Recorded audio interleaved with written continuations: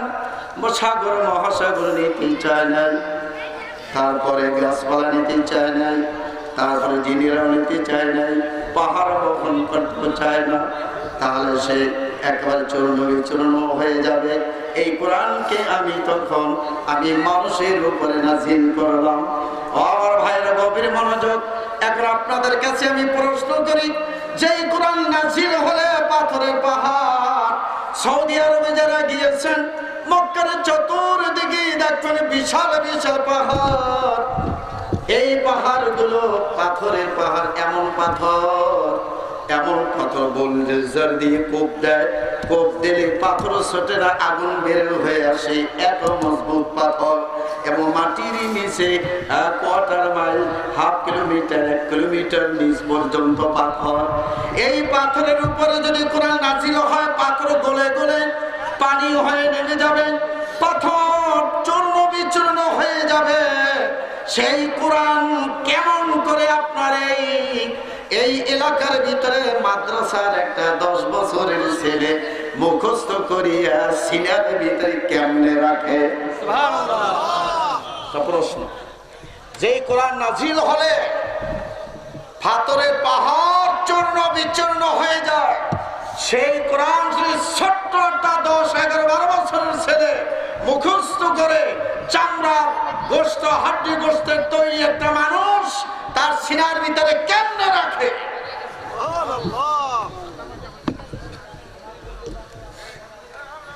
আমার ভাইয়েরা এবারে খেয়াল করুন, সূর্য আলো দেয়, চন্দ্র আলো দেয়, কথা ঠিক কিনা? সূর্য আলো দেয় দিনে, চন্দ্র আলো দেয় রাত্রে। সূর্য যখন আলো দেয়, সূর্যের আলোতে যখন আমি যখন বাইরে বের হই, সূর্যের আলোতে শরীরে তাপ লাগে, ঘাম বের হয়, এমনকি সূর্যের আলোতে পানি পর্যন্ত শুকিয়ে জমি চৌচির হয়ে ফেটে যায়, সূর্যের আলোতে গাছপালা পড়ে যায়। সৌদি আরবে গেলে দেখবেন বৃষ্টি হয়েছে, তার কয়েকদিন পরেই গাছপালা শুরু হয়ে গেছে উপরের দিকে উঠে, কিছুদিন পরে আবার সূর্যের আলোতে প্রচন্ড গরমে আবার পুড়ে শেষ হয়ে যায়। সূর্যের আলোতে দিনে মানুষ বসতে পারে না, ছাতা ব্যবহার করে, এয়ার কন্ডিশন ব্যবহার করে, কথা ঠিক কিনা? এই সূর্য থেকে চন্দ্র আলো গ্রহণ করে, সূর্য থেকে আলো নেয় চন্দ্র, চন্দ্রের কোনো নিজস্ব আলো নাই। এই চন্দ্র যখন আলো নেয়, এই চন্দ্র আলো দেয় দিনে না রাত্রে? চন্দ্র আলো দেয় রাত্রে। চন্দ্রের আলোতে গাছের নিচে বসে, বাড়ির আঙ্গিনায় বসে বসে চীনা বাদান খান, গল্প গুজব করে, কিন্তু চন্দ্রের আলোতে শরীরের কোনো সমস্যা হয়নি। চন্দ্রের আলোতে শরীরে ঘাম বের হয়, কোনো কষ্ট হয়, বরং আরাম লাগে, সুন্দর ভালো লাগে, কথা ঠিক কিনা? তাহলে সূর্যের আলোতে শরীর পুড়ে যায়, আবার চন্দ্রের আলোতে শরীর পুড়ে না, কষ্ট লাগে না। দুনিয়ার মানুষ শোনো, আমার আল্লাহ বলেন মানুষেরা কোরআনের ভিতরে আছে তাপমাত্রা, কোরআনের ভিতরে আছে তেজ, কোরআনের ভিতরে আছে নূর, কোরআনে আছে ওয়েট, ওজন। এই কোরআন শরীফ পৃথিবীর কোন মানুষের ধারণ করার ক্ষমতা নাই।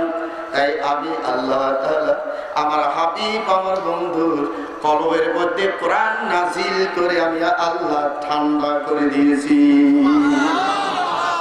আল্লাহর হাবিবের কলবের উপর মধ্যে যদি নাযিল না হতো, কোরআনের ওয়েট কমতো না, তেজ কমতো না, পাওয়ার কমতো না, আপনি আমি মুখস্থ করতে পারতাম না।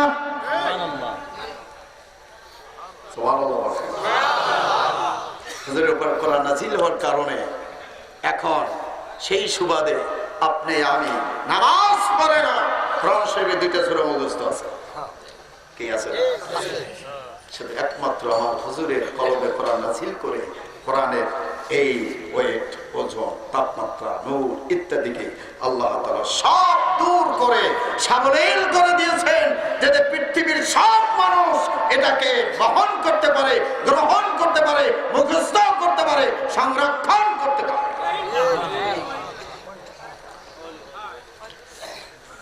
আমার ভাইয়েরা, এই কোরআন শরীফ এমন একটা কালাম,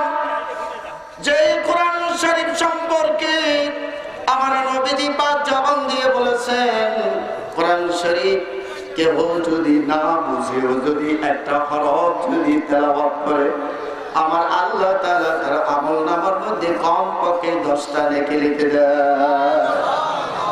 কেউ যদি বুঝে বুঝে তেলাওয়াত করে তাহলে তার আমলনামার ভিতরে 70টা নেকি লিখে দেওয়া হয়।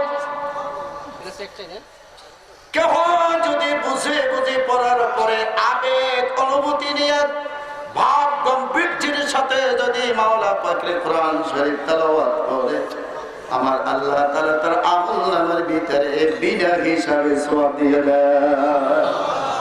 বলতে পারেন হুজুর বিনা হিসাবে সওয়াব আবার কতটুকু? বিনা হিসাবের তো একটা হিসাব থাকা দরকার। আমি যখন ঢাকা ইউনিভার্সিটিতে যখন মাস্টার্স ইসলামিক স্টাডিজ পড়ি, আমার উস্তাদ ডক্টর আলী হায়দার মরহুম সরসিনা মরহুম হুজুরের জামাতা ডক্টর আলী হায়দার সাহেব একদিন ক্লাসে বসে তিনি বলছিলেন, শোনো, বিনা হিসাবেরও একটা হিসাব আছে। বিনা হিসাবেরও একটা হিসাব আছে। সেটা কি? তখন আমার উস্তাদ ডক্টর আলী হায়দার তিনি বলছিলেন, শোনো, বিনা হিসাবের হিসাব হলো 100 হাজারে 1 লাখ, 100 লাখে 100 লাখে 1 কোটি, 100 কোটিতে 1 মিলিয়ন, 100 মিলিয়নে 1 বিলিয়ন, 100 বিলিয়নে 1 ট্রিলিয়ন, ট্রিলিয়নের পরে পৃথিবীতে আজ পর্যন্ত কোনো হিসাব বাহির হয় নাই। ডক্টর আলী হায়দার সাহেব বলেন, তার শোনো, ট্রিলিয়ন পর্যন্ত যখন হিসাব পাওয়া যায়, আর আমার নবীজি পাক জবান দিয়ে বলেছেন, কোরআন শরীফ যদি কেউ বুঝে বুঝে ভাব গম্ভীর্যতার সাথে যদি কেউ তেলাওয়াত করে, আল্লাহ তাআলা তাকে বিনা হিসাবে সওয়াব দিবেন। এর মানে হলো কোরআন শরীফ তেলাওয়াতকারীকে আমার আল্লাহ তাআলা প্রতি হরফের বিনিময় ট্রিলিয়নের উপরে সওয়াব দিয়ে দিবেন। এই কোরআন শরীফ হলো এমন একখানা কালাম, আমার ভাইরা, আমি কর্তৃপক্ষ এবং এলাকার মুসলমানদের প্রতি আমি আজকে আবেদন নিবেদন রেখে যাব, আমার ভাইরা, তাফসীরুল কোরআন মাহফিল এবছর থেকেই চালু করে দেন। আমি স্টার্ট করে গেলাম, আগামী বছর আবার ওইখান থেকেই আবার তাফসীর শুরু হবে। ভালো হয় না? বলে ভালো হয় না? সুতরাং ভাইরা আমার, সেই জন্য আজকে কোরআনের কিছু ভূমিকায় কথা বলবো। আল্লাহ নবী সাল্লাল্লাহু আলাইহি ওয়াসাল্লাম বলেছেন, এই কোরআন শরীফ হলো এমন একখানা কালাম, যে কোরআন শরীফ তোমাকে কিয়ামতের ময়দানে শাফাআত করে জান্নাতের ব্যবস্থা করে দিবে। এই আমার ভাইরা, ভালো করে শোনো, বাংলাদেশ পীর মুরিদের দেশ।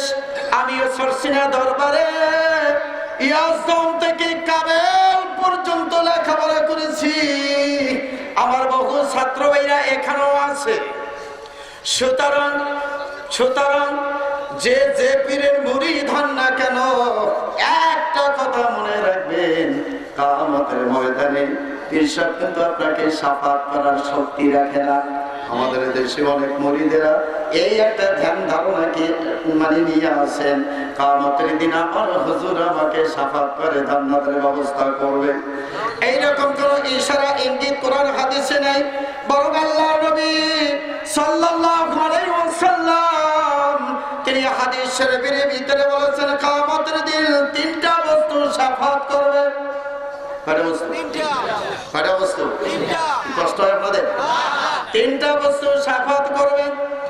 1 নম্বরে হলো রমজান মাসে রোজা। কিয়ামতের দিন তোমাকে রোজাদার ব্যক্তিকে শাফাআত করবে আল্লাহ। এই ব্যক্তি দিনের বেলা না খেয়ে তোমার ভয়, আমি রোজা আমাকে পালন করেছে, আমি আমার পালনকারীকে রোজা পালনকারীকে আমি জাহান্নামের আগুনে জ্বলতে দেব না। আল্লাহ নবী বলেন, রোজা যখন সুপারিশ করবে, রোজার সুপারিশ আল্লাহর কাছে গ্রহণযোগ্য হবে। রোজার সুপারিশকারীকে রোজার উসিলায় আল্লাহ তাকে মাফ করে দিবেন। 2 নম্বরে শাফাআত করবেন হুজুর বলেন কোরআন শরীফ। 2 নম্বরে কি? 2 নম্বরে হলো কোরআন শরীফ। এই কোরআন শরীফকে বলা হবে, এ কোরআন তুমি জান্নাতে চলে যাও। কোরআন শরীফ তখন ডেকে ডেকে বলবেন, কোরআন তো জীবিত। কোরআন কি জীবিত না মৃত্যু? জীবিত। কোরআন জীবিত না মৃত্যু? কিতাব জিন্দা কোরআনে হাকি হিকমতে উলায়া জালাস্তু কদিম না ইনসানে পায়ামে আখিরি হাবিলি ও রাহমাতুল লিল আলামিন। এই কোরআন হলো ভাইরে জীবিত কোরআন। এই কোরআন শরীফকে আমার আল্লাহ কিয়ামতের দিন বলবে জান্নাতের ভিতরে চলে যাও। কোরআন রেখে রেখে বলবে আল্লাহ জান্নাতে যাব ঠিক আছে, কিন্তু আমার একটা দরখাস্ত, দুনিয়ার মধ্যে তোমার এক শ্রেণীর বান্দা বান্দি আমি কোরআন বহু কষ্ট করে তেলাওয়াত শিখছি, শিখার পরে তেলাওয়াত করছি, ঘুমকে আরামের ঘুম নষ্ট করে আমাকে পড়ছি, রাত 3টার সময় উঠে আমাকে তেলাওয়াত করছি, আমাকে না পড়ে কোনোদিন ঘর থেকে বাহিরে হইতো না। আয় আল্লাহ আমাকে মহব্বত করে পড়তো, ওই আমার তেলাওয়াতকারী বান্দাকে আমার সামনে জান্নাত না দেওয়া পর্যন্ত আমি কোরআন জান্নাতে যাব না। আমার ভাইরা, এই কোরআন শরীফ তখন কোরআন শরীফের তেলাওয়াতকারীকে শাফাত করবে, তখন আল্লাহ তাআলা কোরআনের শাফাতকে গ্রহণ করিয়া কোরআন তেলাওয়াতকারীকে ক্ষমা করে জান্নাতের ব্যবস্থা করে দিলেন। সুবহানাল্লাহ।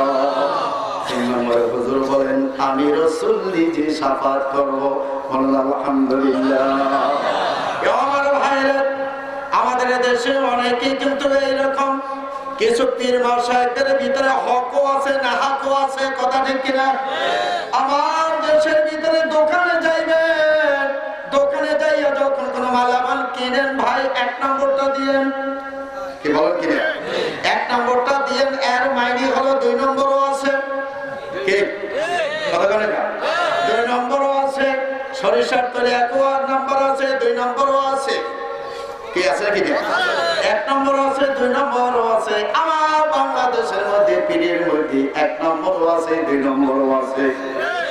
বলতে পারো যে 2 নম্বর পীর বুঝবো কেমনে, 1 নম্বর পীর বুঝবো কেমনে?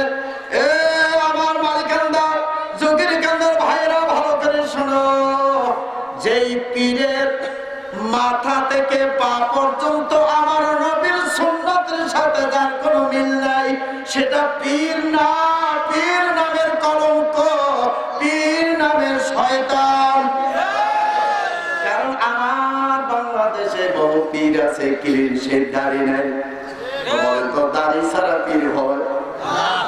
বহু পীর আছে মাথায় টুপি দেয় না, বহু পীর আছে লম্বা লম্বা মোষ, বহু পীর আছে আমাদের দেশে সালার সব পরে ল্যাংটা হইয়া হাঁটে,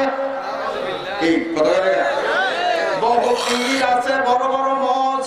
ওলামায়ে কেরামদেরকে জিজ্ঞাসা করবেন লম্বা মোষ রাখা হারাম, লম্বা মোষ রাখা কি? হানাফি মাযহাবের ফতোয়া অনুযায়ী মোষ যদি লম্বা হয়, পানির গ্লাসে পানি খাবেন, মোষ যদি পানিতে স্পর্শ হয় ওই পানিটা তখন মাত্র তাহরিম হয়ে যায়। আমার ভাইরা, সুতরাং আমার নবীর একটা সুন্নত তার ভিতরে নাই, সে কেমনে পীর হয়? অনেক সময় জিজ্ঞাসা করলে কয় হুজুর আপনার তো শরীয়তের আলেম, আর আমার পীর খাজা বাবারা এরা হলো মারেফাতে সব দিকে পাকাপোক্ত, কি কয় কিনা? কয় কিনা? আবার কয় কালাম হইল 90,000, কালাম হইল 90,000, কিরম জানি মিলে 30,000 জাহের, 30,000 বাতেন, আর 30,000 আমার বাবার মধ্যে। আমি আপনাদের কাছে জিজ্ঞাসা করতে চাই, যে ব্যক্তি 1 সপ্তাহ 6 মাস পর্যন্ত গোসল করে না, গোসল করে না, সে পীর হতে পারে না। কারণ তুহুরু শাতরুল ঈমান, পরিষ্কার পরিচ্ছন্নতা পবিত্রতা ঈমানের অংশ। ওনাকে মুহাদ্দিস বলেছেন পবিত্রতা ঈমানের অর্ধেকটা। সুতরাং যার ভিতরে পবিত্রতা নাই, শিয়ালের মতো গন্ধ আছে, খারাসের মতো গন্ধ আছে, সে পীর নয়, শয়তান ছাড়া কিছু না।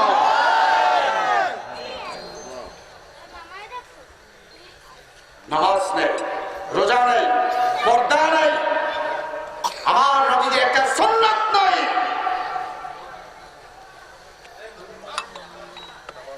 এই পীর নামের শয়তানেরা এই দেশটাকে নষ্ট করছে, আর এরাই কোরআনের তাফসীরের বিরোধিতা করে হক আলেমের বিরোধী হয় তারা। কথা ঠিক কিনা? আর এদের এটা হলো ব্যবসা। এটা কি? এটা কি ব্যবসা? তারা চাল ডাল উঠায় মহল্লা থেকে, চাল ডাল উঠায় টাকা পয়সা কালেকশনে খিচুড়ি খাওয়াইছে। পরে টর্কি বন্দরে একবার শুনছি টাকার ভাগাভাগি নিয়ে মারামারি লাগছে। কাজে ভাইরা, পীর এক নম্বরও আছে, দুই নম্বরও আছে। যে পীর আমার নবীর সুন্নাত তার চেহারার দিকে দেখাইলে আমার নবীর সুন্নাত গুলি দেখা যায়, কোরআনের হক কথাগুলি বলেন, মুসলমানদের স্বার্থের কথা বলেন। এখন আরাকানের মুসলমানদের কি দুর্দশা, কি কথা ঠিক কিনা? পেপার পত্রিকা ফেসবুকে দেখলে চোখে পানি রাখা যায় না, তা নিয়ে কোনো কথা নাই। আসলে এরকম। সুতরাং পীর আবার চিনতে হইবে, পীর চিনতে আবার ইলম রাখে। একটু মসজিদে কারামত দেখেই তার পিছনে দৌড়ানো যাবে না। কারামত এখন তো অনেক কথা এসে গেল। আলেম ওলামারা ভালো বুঝবেন, আপনারাও মনে রাখবেন। অলৌকিক তিন প্রকার, অলৌকিক তিন প্রকার। একটা হলো মুজিজা, একটা হলো কারামত, একটা হলো ইস্তেদরাজ। আলেমদের আছে তার হাত দেখবেন। অলৌকিক কয় প্রকার? হ্যাঁ, যেরকম কয় প্রকার? একটা হলো মুজিজা, এটা নবী রাসূলদের জন্য খাস। আর একটা হলো কারামত, ওলি আল্লাহদের মাধ্যমে প্রকাশ পায়। আর একটা হলো ইস্তেদরাজ, এটা হলো শয়তান ভেলকিবাজি, নামাজ নাই, রোজা নাই, হজ নাই, যাকাত নাই, আমার নবীর কোন সুন্নাত নাই, এই শয়তানদের মাধ্যমে দুই একটা অলৌকিক প্রকাশ পায়। সেইটাকে বলা হয়েছে ইস্তেদরাজ, ভেলকিবাজি, শয়তানি জাদুবিদ্যা। কথা বুঝে যাচ্ছে? যেমন আমার ছোট্টকালের একটা ঘটনা বলি। আমি তখন সরসিনায় আলেম আউয়ালে পড়ি। এখন মাদ্রাসা তো মাশাআল্লাহ ইলম কালাম যা হইতেছে আলহামদুলিল্লাহ। আলেম আউয়াল বোঝে না, আলেম দুম বোঝে না, দাখিল আউয়াল দাখিল দুম বোঝে না। এখন অষ্টম শ্রেণী, পঞ্চম শ্রেণী, একাদশ। কথা ঠিক কিনা? ইলম বিদে ভাইয়া মক্কা মদিনার দিকে রওনা দিয়েছে। কথা ঠিক কিনা? সেজন্য সরসিনা মরহুম হুজুর একবার মহাখালী গাউসুল আজম মসজিদে বসে একবার বলছিলেন আপনার তো মাইন্ড যদি কেউ না করেন তাহলে কথাটা বলতে পারেন। বলবো? বলছিলেন দুঃখ করে, আবু জাফর মোহাম্মদ সালেহ এমন একদিন আসতেছে আবার বাংলাদেশের আলিয়া মাদ্রাসাগুলি ইসলাম ধ্বংসের কারণ হবে। ঢাকা লিয়ে যান, কিনছে দাড়ি নাই, তাই প্যান্ট শার্ট পরে তাফসীর পড়ে। কথা ঠিক কিনা? হ্যাঁ, বাংলাদেশের সরসিনা, নেসারাবাদ, দারুন নাজাত, টুনচর, হাতে গোনা একটা মাদ্রাসা আলহামদুলিল্লাহ ভালো আছে। অধিকাংশ মাদ্রাসা এলেম আছে, এলেম আছে, আমল, এলেম আছে, আমল। এই দিক থেকে আলহামদুলিল্লাহ আমাদের আরব ভাই কওমে নিসাবের আলেম সমাজ যারা, তারা অনেক অনেক অনেক অগ্রসর।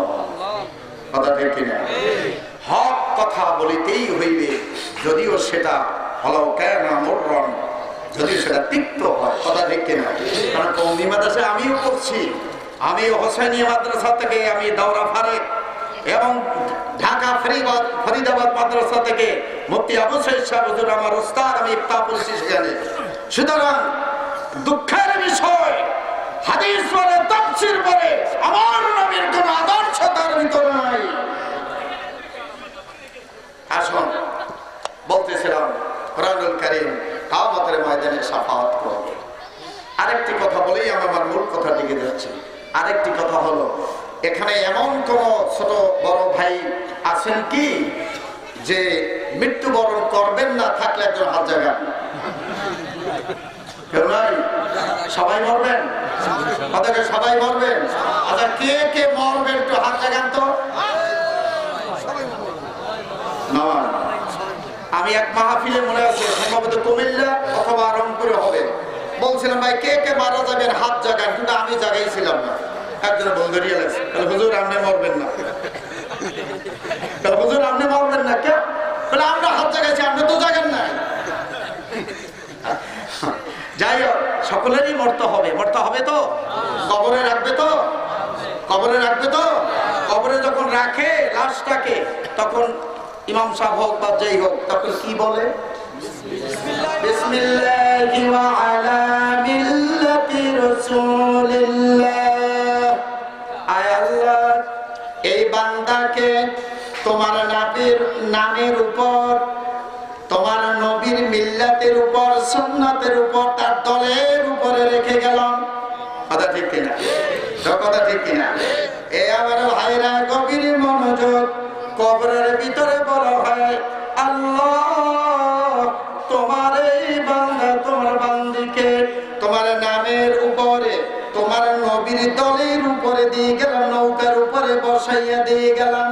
অথচ এই লোকটা আজীবন আমার আল্লাহর কোরআনের বিরোধিতা করছে। এই লোকটা আজীবন আমার নবীর বিরুদ্ধে বিবৃতি দিয়েছে। এই লোকটা আজীবন মুসলমানদের বিরুদ্ধে কাজ করছে। সেই লোকটা আজকে মারা যাওয়ার পর জানাজা দিয়া কবরের মধ্যে রেখে বলা হয়, আল্লাহ তোমার নামে রাসূলের দলে দিয়ে গেলাম। সত্যি বললাম না মিথ্যা বললাম? সত্যি না মিথ্যা? যেমন একটা উদাহরণ দিব। কিছুদিন আগে শামসুল হক নামে একটা শয়তান মারা গেছে আমার বাংলাদেশে। এই শামসুল হক শয়তান, এটা হইল 1 নম্বরের নাস্তিক। এই শামসুল হক কি বলছেন জানেন? তার বিল্ডিং এর সামনের বারান্দায় দাঁড়ানো, বারান্দায় দাঁড়াইয়া দেখে ওই অনেকগুলি কাক একত্রিত হইয়া সকালবেলা কা কা করে ডাকতেছে। শামসুল হক একজন ছোটখাটো কবি ছিল, শামসুর রহমান না, শামসুল হক। শামসু দুইটা, একটা রহমান, এটা আগে গেছে, এখন এসে পরে শামসুল হক। এই শয়তান কাউয়ার দিকে তাকাইয়া বলে, এ কাউয়া, তুই জোরে জোরে কাকা করে ডাক, কারণ মসজিদের মুয়াজ্জিনের আযানের চেয়ে তোর কাকা শব্দটা আমার কাছে ভালো লাগে। এবারে বলেন নাই? ব্যাপারে পড়েন নাই? শামসুল হক এই একটা শয়তান নাস্তিক ছিল। এই নাস্তিকটা মরছে পর বাংলাদেশের সমস্ত, আমিও বর্তমানে জাতীয় মুফাসসির পরিষদের এখনো ঢাকা জেলার সভাপতি, বরিশালে আসার পরেও এখন আমরা রেখে দিয়েছি। পোস্তগলা বালুর মাঠের মাহফিলে যারা থাকেন দেখবেন, ওখানে একদিন থাকে, 12 দিনে যে কোনো একদিন। এই শামসুল হক শয়তান রে জানাজা দিছে এমন এক ব্যক্তি, দূর থেকে অপরিচিত ব্যক্তি, টাকা 5-6 হাজার টাকা দিয়া, ঘুষ টুস দিয়া আইনকে তো জানাজা পড়াইছে। তারপরে কোনো ভালো আলেমে জানাজা পড়বে? জানাজা পড়বে? জানাজা পড়াইয়া কবরস্থানে নিয়ে আবার হ্যারে কইছে বিসমিল্লাহি ওয়া আলা মিল্লাতি রাসূলিল্লাহ। আপনারা বলেন যে আল্লাহর নবী, আল্লাহর রাসূল তার কোরআন হাদিসের বিরুদ্ধে আর জীবন লেখছে, কথা বলছে, এই লোকটারে মরার পর কবরে গিয়ে কয়, আল্লাহ তোমার নামে রাসূলের দলে দিয়ে গেল। কথা বুঝে আসছে? এ আমার ভাইয়েরা, আপনার জন্ম এবং বৃদ্ধ বয়সটা যদি ইসলামের পথে যদি না আসে, ইসলামের পথে যদি কাজে যদি না লাগান, মৃত্যুর সময় যদি বাংলাদেশের সব আলেম ওলামা পীরে মাশায়েখরা একত্রিত হইও যদি বলি আল্লাহ তোমার দলের লোক, ও রাসূলের দলের লোক, বলো তো আল্লাহ গ্রহণ করবেনি? আল্লাহ গ্রহণ করবেনি? করবে না। এ আমার ভাইরা, সেই জন্য বলুন, এই কোরআন শরীফ হলো এমন একটা কালাম, এই কোরআন শরীফের মধ্যে হলো হিদায়াতের পথ, একমাত্র সঠিক পথ। ইন্নাল কুরআন ইয়াহদি ইলা রুশদ, নিশ্চয় কোরআন সঠিক পথের দিকে ধাবিত করে। আর অন্যান্য বই পুস্তক কিতাবাদি সেটার ভিতরে ভুল থাকতে পারে, সেটা আপনাকে অন্য পথে ঘুরিয়ে দিতে পারে। শুধুমাত্র একখানা মাত্র কিতাবই আছে, যেই কিতাব আপনার হকের উপরে প্রতিষ্ঠিত করে রাখবে। আমার ভাইরা, আল্লাহ নবী বলেছেন এই কোরআন হলো এমন একখানা কোরআন, তুমি যদি দুনিয়ার মধ্যে কোরআনের সাথে যদি প্রেম করতে পারো, কোরআনের সাথে যদি ভালোবাসা মহব্বত যদি তৈরি করতে পারো, তাহলে এই কোরআন তোমার মৃত্যুর পরে তোমার কবরের ভিতরে প্রবেশ করবে। বলুন সুবহানাল্লাহ। জিরে যুবক ভাইরা ভালো করে শুনুন, এই কোরআন হলো এমন একটা কিতাব, এই কোরআন তোমার কবরের ভিতরে ঢুকবে। মিশকাত শরীফের হাদিস বাবু ফজলুল কোরআন অধ্যায়ের ভিতরে হাদিস কান রয়েছে। আল্লাহ নবী বলেছেন ইন্না ফিল কোরআনে সূরা, কোরআনের ভিতরে এমন একটা সূরা আছে সালাসুনা আয়াত, যে সূরার আয়াতের সংখ্যা হলো 30। এই সূরাটা যদি কেউ সকাল বিকাল নিয়মিত তাফসীর পড়ে তেলাওয়াত করে, আমার নবীজি বলেন কিয়ামতের কবরে যখন সে যাবে, ওই কবরে যাওয়ার সাথে সাথে বিশাল একটা পাখি ঢুকিয়া ওই কবরের মধ্যে ডানা মেলিয়া তাকে ডানার নিচে তাকে ঘুম পড়াইয়া রাখবে। ফেরেশতা আসবে, ফেরেশতা আসিয়া দেখবে কবরের কোনো লাশ নাই, একটা পাখি দেখা যায়। মিশকাত শরীফের হাদিস। এ আমার ভাইয়েরা, মুনকারে ডেকে ডেকে ডেকে বলবেন ও পাখি, কোত্থেকে তুমি আসলা? কবরের মাইয়াত কোথায়? পাখির জবান খুলে যাবে, পাখি ডেকে ডেকে বলবেন আল্লাহর বান্দা ফেরেশতারা রে, কবরের মাইয়াত কবরে আছে। তাহলে কোথায়? তুমি কে? আল্লাহর বান্দা ফেরেশতা শোনো, কবরের মাইয়াত কবরের এই বাসিন্দা পৃথিবীর ভিতরে কোরআনকে বড় বড় মস্ত মহব্বত করত, বুকে লাগাইতো, চুমা দিত, তেলাওয়াত করত, চোখের পানি ফেলত। আমার আল্লাহ তাআলা তার গোটা জীবনের তেলাওয়াতকৃত সূরা আয়াতকে একটা পাখি বানাইয়া আমাকে কবরে ঢুকাইয়া দিয়েছে। ফেরেশতারা সাবধান, আমি পাখি নামক কোরআন আমার কবরের বাসিন্দাকে আমি ঘুম পড়াইয়ে দিয়েছি। খবরদার ডিস্টার্ব করবে না, ঘুমের জন্য কোনো সমস্যা না হয়, ডিস্টার্ব না হয়। ঠিক এমন সময় গায়েবী আওয়াজ আসবে, ফেরেশতারা যাও যাও, আমার কবরের বান্দা আমার কালামের সাথে প্রেম করেছিল, ভক্তি মহব্বত তেলাওয়াত করেছে, কোরআন সাক্ষ্য দিয়েছে, পাখি তাকে কোরআন রূপী পাখি তাকে কিয়ামত পর্যন্ত আরামে ঘুম পড়াইয়া রাখবে। কাজে আমার ভাইয়েরা, কত দুঃখের এই কোরআন শরীফ আমাদের মুসলমানদের ভিতরে এখন বিএ পাস করছে, এমএ পাস করছে, বিবিএ পাস করছে, ডক্টরেট আনছে আমেরিকা লন্ডন থেকে। আফসোস, তার ছেলে কোরআন শরীফ পড়তে জানে না। কথা দেখে না, ডাক্তার হয়েছে কোরআন পড়তে পারে না, ইঞ্জিনিয়ার হয়েছে কোরআন পড়তে জানে না, প্রকৌশলী হয়েছে কোরআন জানে না, চেয়ারম্যান হয়েছে কোরআন পড়তে জানে না। আর এখানে কেউ থাকলে রাগ করে নাম্বার কথা কইলে হয়েছে কুমিল্লার একজনের কথা, এমপি হয়েছে কোরআন শরীফ পড়তে জানে না। কথা ঠিক কিনা? আরে তুমি এমপি হয়েছ, তুমি মন্ত্রী হয়েছ, মিনিস্টার হয়েছ, তাতে কি হয়েছে? তোমার মতো কত এমপি, মন্ত্রী, মিনিস্টার আমার আল্লাহ জুতা দিয়ে পিটাইয়া ধ্বংস করছে। কথা ঠিক কিনা? সুতরাং অহংকার করিও না, ক্ষমতা পাইয়া ধরাকে সারা জ্ঞান করিও না। তুমি মানুষকে ভালোবাসো, মহব্বত করো, ইসলামকে বোঝার চেষ্টা করো, ইসলামকে আমল করার চেষ্টা করো। বহু ভালো ভালো শিক্ষিত সচিব আছে, হুজুরের 4টা ফরজ জানে না। কথা ঠিক কিনা? ওযু ভঙ্গের কারণ জানে না, ফরজ গোসলের নিয়ম জানে না। আমার ভাইয়েরা, অত্যন্ত দুঃখের বিষয়, আপনারা অনেকেই চেনেন ঢাকা খিলগাঁও থানাধীন নন্দীপাড়া নূর মসজিদ। একাধারে আমি 15টি বছর সেখানে ইমাম এবং খতিব, সেখান থেকে আমি টর্কি বন্দরে এসে গেলাম। ওই খিলগাঁও নন্দীপাড়া নূর মসজিদ এখন গিয়ে দেখবেন বিশাল বড় আলিশান মসজিদ, আমার হাতেই তৈরি, এয়ার কন্ডিশন লাগানো হয়েছে। ওই মসজিদে একদিন ওয়াজ করালাম, ও আমার মুসল্লি ভাইরা, ফরজ গোসল যদি কেউ না জানেন তাহলে কিন্তু নামাজ হবে না, হজ হবে না, তেলাওয়াত হবে না। কথা ঠিক কিনা? ফরজ গোসলের ভিতরে ফরজ কয়টা তাও কিন্তু অনেকেই জানে না। কথা ঠিক নেই? ফরজ গোসল ছোট ছোট ছেলেরা আছে, সেই জন্য ভেঙে বলবো না, অল্প ইশারায় বুঝে দিবেন।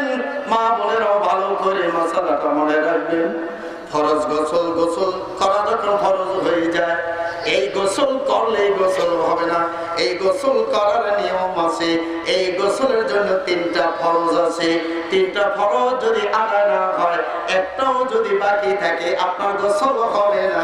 গোসল না হলে কোরআন ধরতে পারবেন না, নামাজ পড়তে পারবেন না, বাইতুল্লাহ তওয়াফ করতে পারবেন না, কোনো ইবাদতই হবে না। কথা ঠিক না?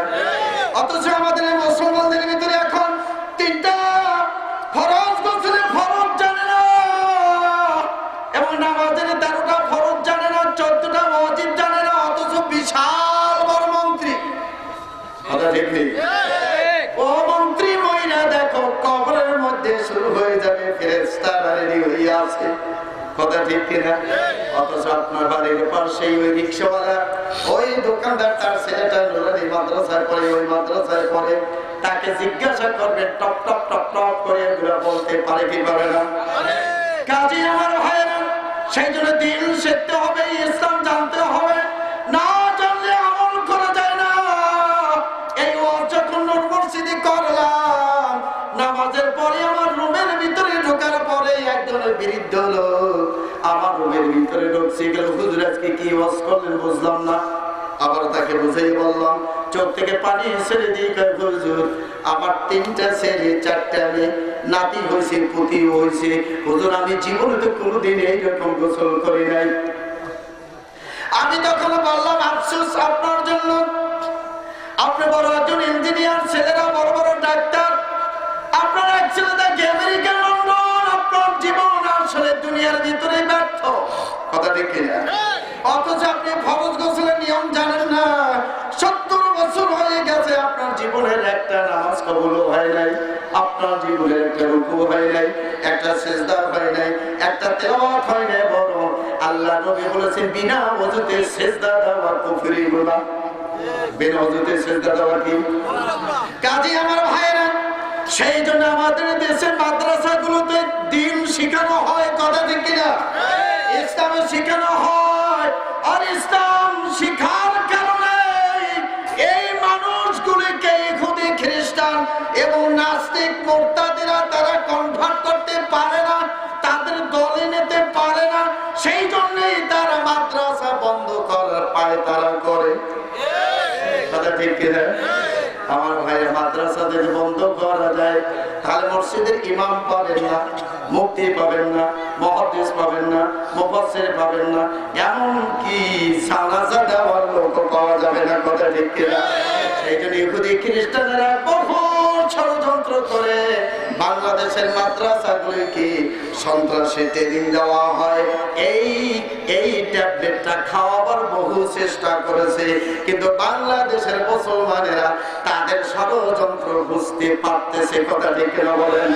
সুতরাং ভাইরা আমার মনে রাখবেন, আল্লাহ নবী বলেছেন, এ আমার উম্মত খবরদার, ইহুদি খ্রিস্টানরা হলো ইসলামের 1 নম্বর শত্রু।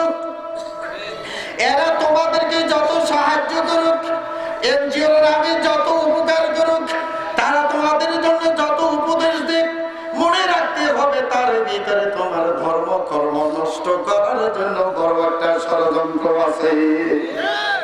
সেই জন্য আবার ভাইরা, কোরআন জানতে হবে, প্রাণ বুঝতে হবে। এই কোরআন আমাদেরকে বলে দিবে কে আমার বন্ধু, কে আমার শত্রু। কোরআন আমাকে বলে দিবে। সেই কোরআন এখনো মুসলমান জানে না, পড়তে পারে না, পারলেও সহি করে পারে না, আর সহি করে একটু পারলেও অর্থ করে না। আমার ভাইয়েরা, অত্যন্ত দুঃখের বিষয়, আমার বাংলাদেশের মুসলমানেরা হয়তো চরমনার মুরিদ অথবা শর্ষিনার অথবা সোনাকান্দার অথবা বাহাদুরপুর অথবা হাজীগঞ্জের কোনো না কোনো দিকে মুরিদ সকাল বেলায় 1000 বার জিকির করতে রাজি হয়, মাগরিবের পরে 1000 বার জিকির করতে রাজি হয়, কিন্তু কোরআন শিখতে রাজি হয় না। কথা ঠিক কিনা বলেন? আমার ভাই, আল্লাহর নবী বলেছেন এই কোরআনের জিকির হলো সর্বশ্রেষ্ঠ জিকির। আল্লাহর নবী বলেছেন, আফজালুজ যিকরি তিলাওয়াতুল কোরআন, কোরআন শরীফ তেলাওয়াত করা হলো সর্বশ্রেষ্ঠ জিকির। বলুন সুবহানাল্লাহ। কাজে যারা কোরআন শরীফ পড়তে পারেন আমার ভাইয়েরা, এ আমার মা বোনেরা,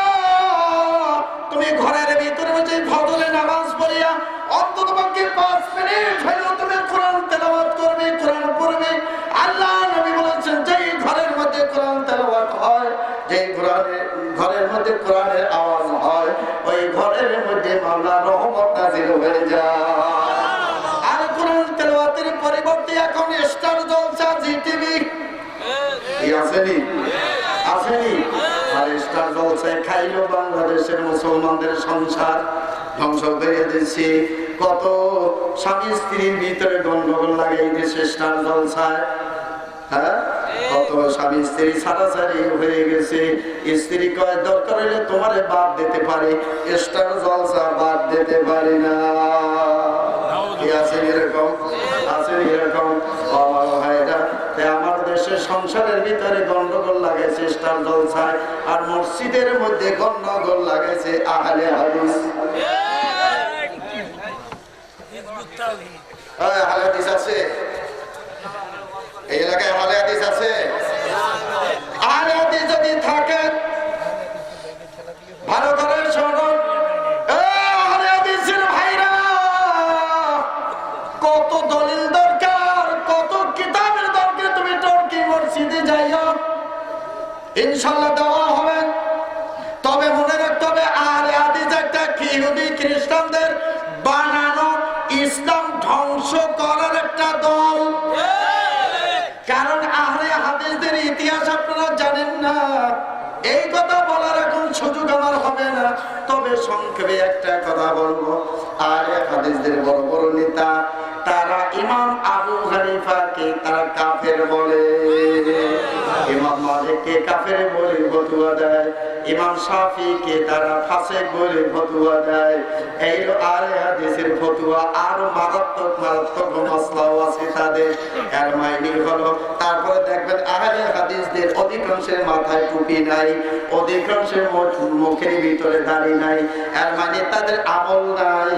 সুতরাং আহলে হাদিসদের তিনটা গুণ, একটা হলো বেআমল, আরেকটা হলো বেয়াদব, আরেকটা হলো উচ্ছৃঙ্খল।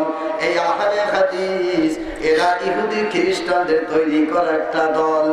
আমার ভাইয়েরা, আপনারা জেনে খুশি হবেন, প্রায় 5 থেকে 6 মাস আগে মক্কাতুল মুকাররমার মধ্যে একটা কোর্ট বসিয়া শেখ আব্দুর রহমান সুদেশীর মাধ্যমে আহলে হাদিসদেরকে বাতিল দল বলে ফতোয়া দিয়েছেন, ঘোষণা দিয়েছেন। আলহামদুলিল্লাহ, এই পর্যন্ত আল্লাহ তাআলা আমাকে 8 বার মক্কা মদিনা নিয়েছেন। এবছরও যাওয়ার ইরাদা করেছি। ভালো ভালো সাহেবদের সাথে আমার কথা হয়, উঠা বসা আছে। আহলে হাদিস মক্কা মদিনার ফতোয়ার মাধ্যমে সেটা একটা বাতিল দল।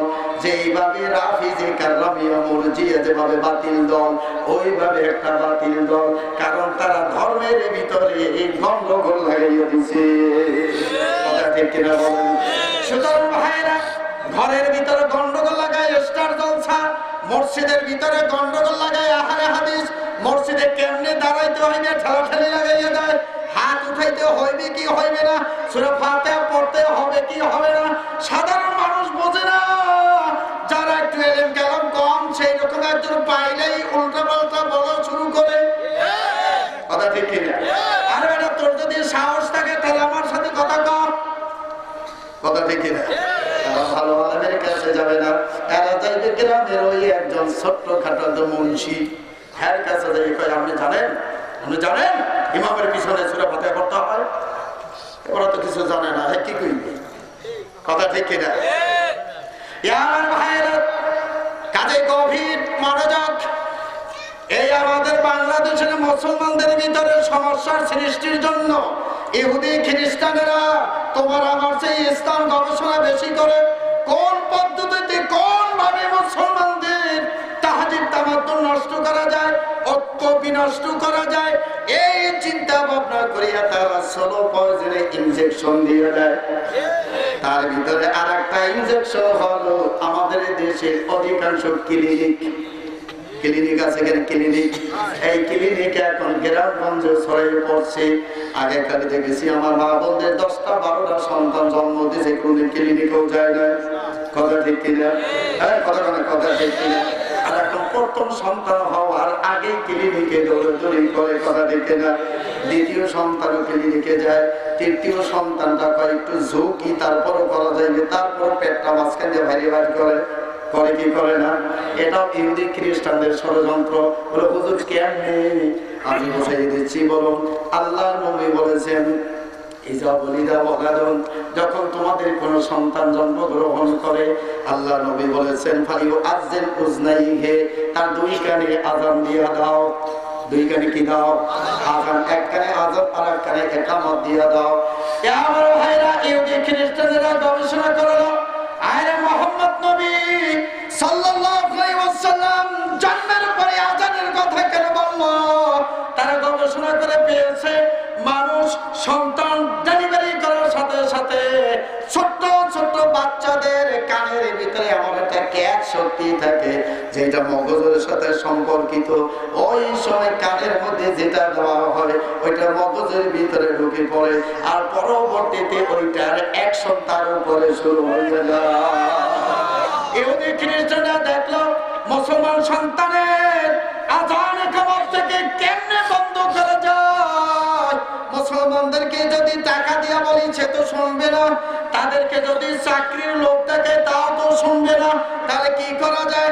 কৌশল করিয়া ক্লিনিকের ব্যবস্থা করে দিল, অত্যন্ত আরামে কম খরচে। কথা ঠিক না? অত্যন্ত আরামে কম খরচে বাচ্চা ডেলিভারি করানো হয়। ডেলিভারি করাবার আগে ইনজেকশন দেয়, বেহুশ হয়ে থাকে, মা থাকে এক সিঁড়ি, বাচ্চা থাকে আর এক সিঁড়ি। এক সপ্তাহ পর অথবা এক মাস পরেও, অনেক সময় 2 মাস পরে বাচ্চার সাথে দেখা হয়। ওই ক্লিনিকের মধ্যে কোনো আযানের ব্যবস্থা না। কথা ঠিক কিনা বলেন? আমার ভাই, এগুলি ইহুদি খ্রিস্টানদের ষড়যন্ত্র। ঠিক অনুরূপ ভাবে আমাদের বাংলাদেশের কিছু নাস্তিক আর মুরতাদ আছে যারা লেখাপড়া করার পর লন্ডন গেছে, আমেরিকা গেছে, ওখান থেকে তারা ইনজেকশন দিয়েছে ব্রেনের মধ্যে। কিসের মধ্যে? কিসের মধ্যে? ব্রেনের মধ্যে ইনজেকশন দিয়ে দিয়েছি। কি ইনজেকশন দিয়েছি? কষ্ট হয় আপনাদের? ইনজেকশন দিয়েছে। আরে আজীবন তো নামাজের ওয়াজ শুনেছেন, কবরের ওয়াজ শুনেছেন, বেহেশতের দোজখের ওয়াজ শুনেছেন। আজকে আমি একটু ব্যতিক্রম ওয়াজ করে গেলাম। রাগ করছেননি? রাগ করছেননি?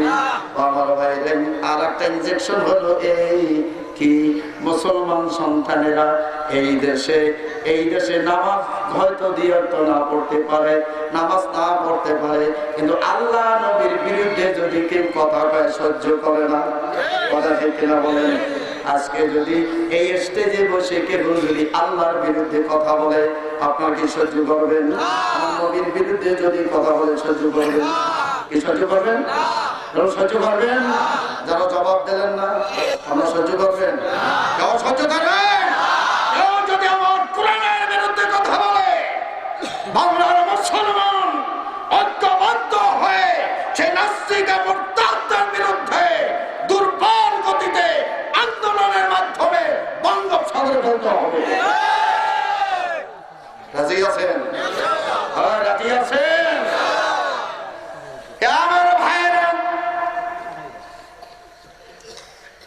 ইহুদি খ্রিস্টানেরা দেখলেন বাংলাদেশের স্কুল কলেজের ক্লাস 1 থেকে 8ম শ্রেণী এবং এসএসসি পর্যন্ত আরবি পড়ানো হয়।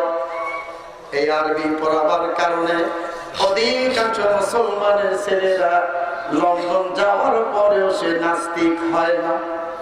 অধিকাংশ ছেলেরা আমেরিকা যাওয়ার পরেও সে নাস্তিক হয় না, কারণ ছোট্টবেলায় ক্লাস 1 থেকে মেট্রিক পর্যন্ত আরবি পড়ছে, মগজের ভিতরে ঢুকে গেছে আরবি। এই ইহুদি খ্রিস্টানরা ষড়যন্ত্র করলো কি, তাহলে বাংলাদেশে দেখি কোন কায়দা কৌশলে এই ক্লাস 1 থেকে এসএসসি পর্যন্ত দেখি আরবিটা বাদ দেওয়া যায়নি। অনেক কষ্ট করিয়া তারা প্রস্তাব দিয়েছে কি, ঠিক আছে মুসলমান তো আরবি পড়বে, ইন্টার থেকে আরবি পড়বে, 1 থেকে এসএসসি পর্যন্ত দরকার নাই, ইন্টার থেকে আরবি পড়বে। এখন আপনাদের কাছে জিজ্ঞাসা করি, জীবনে আলিফ বা তাসা পড়ে নাই, আইএ ক্লাসে যাইয়া বড় বড় হাদিসের কিতাব দিলে সে পড়তে পারবে কি পারবে না? পারবে কি পারবে না? যখন পারবে না তখন কেউ ধুর বাদ দিয়ে। কথা ঠিক না? এরাও একটা গভীর ষড়যন্ত্র। সেই জন্য আমার দেশে বহুমুখী ষড়যন্ত্র চলতেছে। কাজেই মুসলমানেরা চরমের মুরিদ হওয়ার, শর্ষিনার মুরিদ হও, যদি ঝড় তোমার আসে মুরিদ দেখে ঝড় আসে না, কথা ঠিক নেই।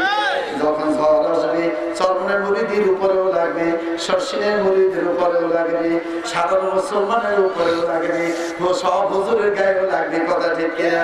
এই যে সিডোর আসলো, সিডোর আসার কারণে সিডোর এলাকায় তো বহুবার গিয়েছে, বছর যাব। এই সিডোর এলাকায় মাওলানা সাহেবের ঘরও শেষ, চরমনের একজন মুরিদের ঘর তারও শেষ, শর্ষিনের মুরিদ তারও ঘর শেষ, সিডোরে কোনো কাউকে বাঁচে নাই, কথা ঠিক কিনা? যুগের কান্দার আমার মুসলমান ভাইরা, যে যে পীরের মুরিদ হইয়া থাকো, আমাদের আল্লাহ এক, আমাদের রাসূল একজন, আমাদের কিতাব হলো কোরআন শরীফ। এই জাতীয়তাবাদের ভিত্তিতে আমার ইসলামের উপরে যদি ইহুদি খ্রিস্টান ও নাস্তিক মুরতাদদের পক্ষ থেকে যদি কোন সিডোর আসে, যদি কোন ঝড় আসে, তখন আপনাদের কাছে জিজ্ঞাসা করতে চাই, তখন আমরা ঐক্যবদ্ধ হইয়া সেই ঝড়ের মোকাবিলা করতে রাজি আছেননি?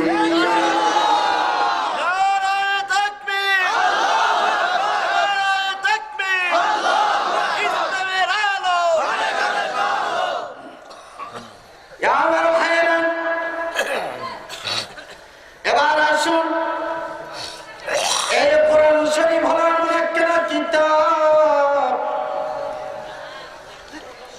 যে কোরআন শরীফ কোন কোন মানুষকে সম্মানের একবার উঁচু স্তরে উঠাইয়া দেয়, আবার কোন কোন মানুষকে একবার জমিনের নিচে পৌঁছাইয়া দেয়। সুবহানাল্লাহ। যেমন দেখেন, কোরআন যখন নাযিল হয়ে গেল, হযরত আবু বকর সিদ্দিক রাদিয়াল্লাহু তাআলা আনহু তিনি কালেমা পড়ে মুসলমান হইলেন। কোরআন শরীফ তেলাওয়াত করে নিজের বাসার মধ্যে বসে বসে দারাজ করতে। হযরত আবু বকরের মর্যাদা কোথায় চলে গেছে? হযরত আবু বকরের মর্যাদা কি?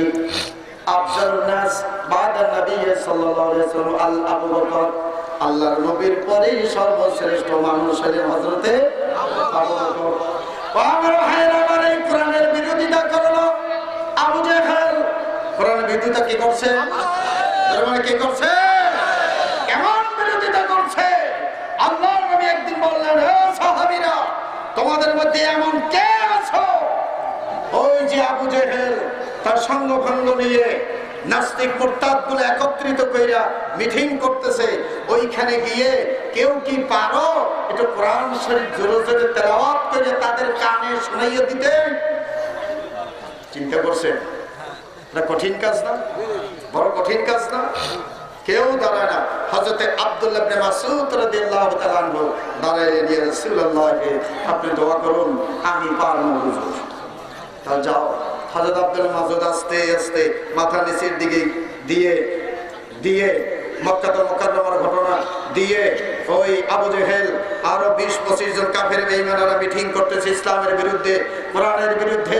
আব্দুল মাসউদ এক পাশে গিয়ে কোনো কথা নাই, চক্ষু বন্ধ করিয়া আউযু বিল্লাহি মিনাশ শাইতানির রাজিম শুরু করে দিয়েছে, বিসমিল্লাহির রহমানির রহিম। সব তো দাঁড়াই গেছে। যেই কোরআনের বিরোধিতা করি সেই কোরআন আমাদের এই মজলিসে তেলাওয়াত করছে। আবু জাহেল থাম, তোকে অপমান করে নাই, আমার নেতা, আমি নেতারে অপমান করছে, বিচারটা আমি করি। আবু জাহেল গিয়ে এমন জোরে একটা থাপ্পড় মারছে, আব্দুল্লাহ মাসউদ রাদিয়াল্লাহু আনহু কানের পর্দাটা ফেলে গেছে, ফিনকি দিয়ে রক্ত বাইরে গেছে। হাতের মধ্যে হাত দিয়ে কান চেপে ধরে আল্লাহ রাসূলের দরবারে গিয়ে পাশে চুপ করে বসে আছে। রাসূলুল্লাহ সাল্লাল্লাহু আলাইহি ওয়াসাল্লাম বলে, আব্দুল্লাহ মাসউদ দাঁড়াও, কি হয়েছে? হুজুর এই অবস্থা। এই অবস্থা দেখে সাহাবীরা সবাই চোখের পানি ছেড়ে দিয়েছে। এমন সময় দেখা যায় আল্লাহ নবী সাল্লাল্লাহু আলাইহি ওয়াসাল্লাম মুস্কি মুস্কি হাসতেছে। এখন ব্যতিক্রম না, সাহাবীরা কাঁদে, একজন মুসলমানের দুঃখ, আর আল্লাহ নবী হাসতেছেন। হুজুর, আমাদের ভাই আব্দুল্লাহ ইবনে মাসউদের দুঃখে ব্যথায় ব্যথিত হয়ে আমরা কাঁদছি।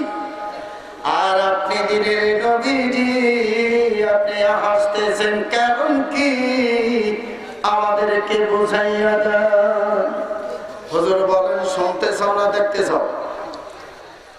হুজুর দেখতে চাই। ঠিক আছে, দেখতে চাই। তাহলে দেখতে যদি চাও একটু সবর করো, একটু সবর করো। আমি বলতে চাই না, কিছুদিন পরে কারণটা দেখতে পাবে। কেন আমি হেসেছি, তোমরা কেঁদেছ, আমি হেসেছি। ইসলামের 1 নম্বর দুশমন আবু জেহেল। আর আপনারা একটু দেখবেন, দেখবেন। তাহলে আমার নবীজি হিজরত করে চলে গেলেন মদিনায়। মদিনায় যখন হিজরত করেছেন, প্রথমে হিজরি চলে গেল, দ্বিতীয় হিজরি সনে বদরের যুদ্ধ। এই বদরের যুদ্ধে মুসলমানদের সংখ্যা ছিল 313 জন। আর আবু জেহেলের নেতৃত্বে ইসলামের বিরুদ্ধে 1050 জন সৈন্য। এবার ভাইরা, দ্বিতীয় হিজরি শুনে গত হজের টার্মে আমরা 5 জন, ঢাকার 5 জন ইমাম বদরের মাঠে আমরা গিয়েছিলাম।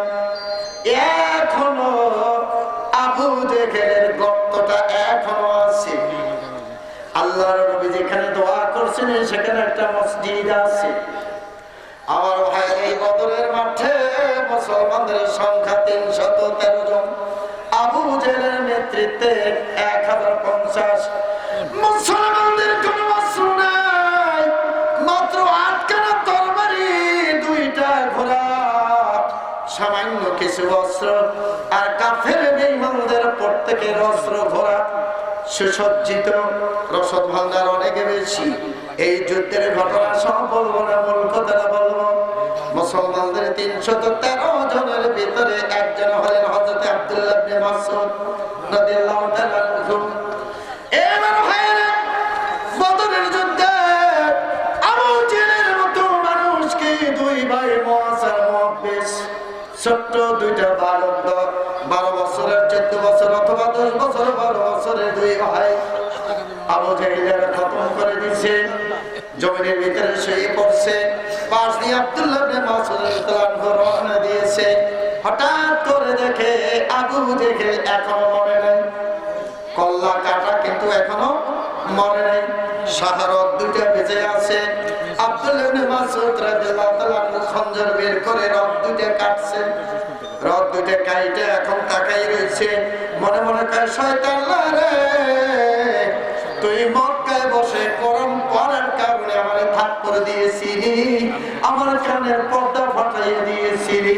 আমি তোর কল্লাটারে আমার নবীর দরবারে হাজির করব। আব্দুল্লাহ মাসউদ বড় বড় চুল, আব্দুল্লাহ মাসউদ বড় বড় চুল ধরে এখন জায়গায়। আবু জেহেলের মাথায় বড় বড় চুল, কিছু চুল্লল আছে আমাদের, চুল্লল আছে, কথা বলে না। সুন্নাত, এটা ভণ্ড পীরের সুন্নাত, এটা শয়তানের সুন্নাত, কথা ঠিক কিনা? সুন্নাত তরিকে একটা চুল আছে, সেটা সৌন্দর্য আছে, কিন্তু এরকম না। হ্যাঁ, আর এখন তো পুরুষ মহিলা চেনাও যায় না, কথা ঠিক নেই। কোনটা পুরুষ কোনটা মহিলা চেনাও যায় না। ছেলেরও জিন্সের প্যান্ট, মেয়েরও জিন্সের প্যান্ট, ছেলেও শার্ট পরছে, মেয়েও শার্ট পরছে। হ্যাঁ, মেয়ে আবার বক কাটিং চুল দেখায় পুরুষের মতো, এই কথা ঠিক নেই। হ্যাঁ, কথা ঠিক নেই।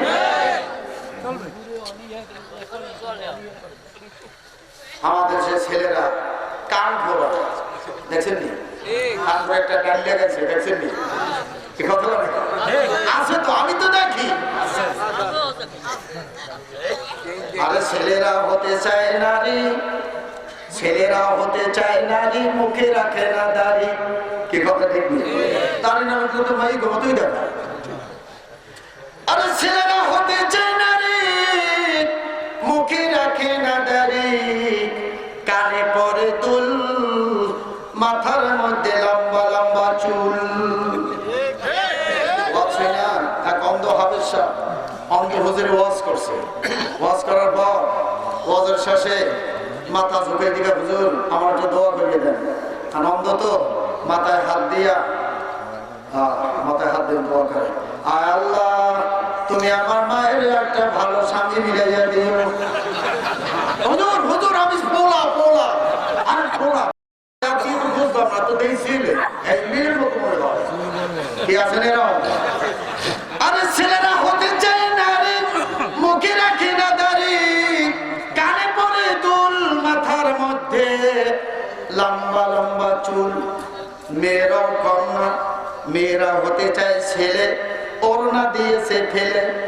কথা ঠিক নেই? ওড়না কি আর ওড়নার জায়গায় আছে? ওড়না গেছে অন্য জায়গায়। আরে মেয়েরা হতে চায় ছেলে, ওড়না দিয়েছে ফেলে,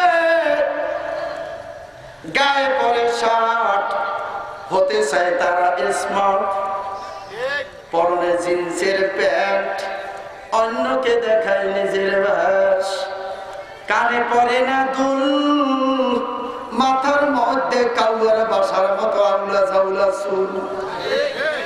কথা ঠিক নেই? কথা ঠিক নেই? এ মুসলমান, এ মাওলানা, এ হাজী, তোমার মেয়ে তুমি পর্দা করলা না, মনে রাখো মাওলানা তোমার কিন্তু রক্ষা হবে না। এ হাজী, তোমার স্ত্রী, তোমার বোন, তোমার মেয়েকে পর্দা করো নাই, হাজির তোমার কিন্তু রক্ষা হবে না। কথা ঠিক কিনা? আল্লাহ নবী বলেছেন এক একটা মহিলা মেয়ের কারণে 4টা লোক জাহান্নামে যাবে। কয়টা লোক? যেরকম কয়টা লোক? এ আমার ভাইরা ভালো করে শুনুন, এক একটা মহিলার জন্য 4টা লোক জাহান্নামে যাবে। সাহাবীরা বলেন হুজুর কারা? আল্লাহ নবী বললেন বিবাহের পূর্বে বাবা, বড় ভাই, বিয়ার পরে স্বামী, বড় ছেলে, আলাদা আলাদা ব্যাখ্যা আছে। এই 4টা লোক ওই একটা মেয়ের কারণে জাহান্নামী হবে। কাজে বাবারা, ও ভাইরা, স্বামীরা, ছেলেরা, তুমি তোমার মেয়ে, তোমার বোন, তোমার স্ত্রীর ব্যাপারে তুমি সচেতন হও।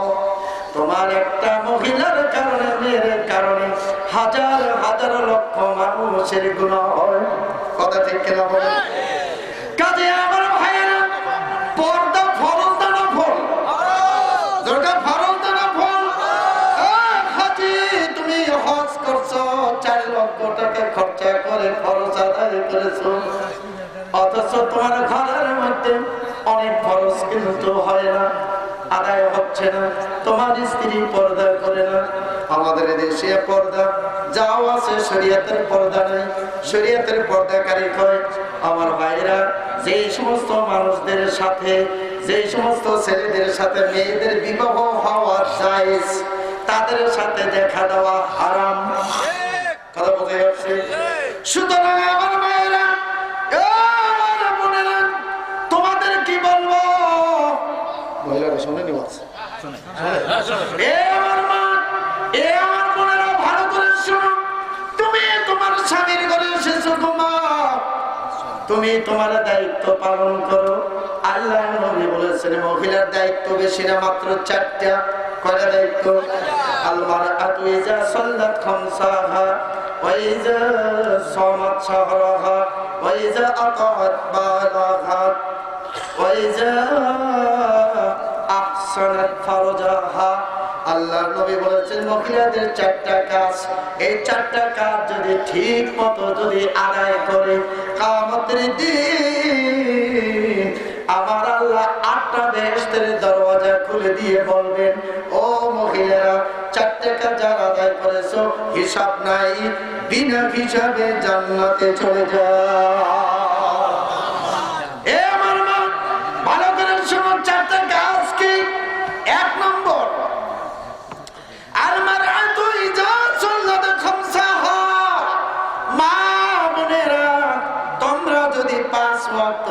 ঠিক মতো আদায় করতে পারো, আমার দেশের মহিলারা অনেকেই নামাজি, তবে একটু উলট পালট আছে। সংসারে কাজ করতে করতে শীতকালের বেল, এখন ছোট্ট দিন, কাজ করতে করতে কাজ শেষ জোহর কাজা হয়ে গেছে। আসরের সময় গোসলে যায়, গোসল করে আসতে আসতে মাগরিবের সময় দুটো ভাত খায়, খাইতে খাইতে মাগরিব কাজা, আর একজন ওখানে নামাজ পড়লো না, এসার সময় একত্রে পড়িয়া নিব। আছে কিনা মহিলারা একটা দোষ? আমি বলবো যে মা, নামাজের 13 ফরজের ভিতরে একটা ফরজ হলো ওয়াক্তের ভিতরে নামাজ পড়া।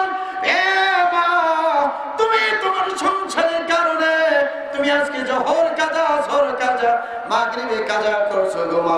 একটু চোখ বন্ধ করে তুমি চিন্তা করে দেখো, এখন যদি তুমি মরে যাও, তোমার কবরে তোমার সংসার যাবে না, তোমার কবরে তোমার স্বামী যাবে না। কথা ঠিক কিনা বলে? আরে আমার মা, 5 ওয়াক্ত নামাজ তুমি রীতিমতো আদায় করো, ওয়াক্তের মধ্যে তুমি আদায় করো।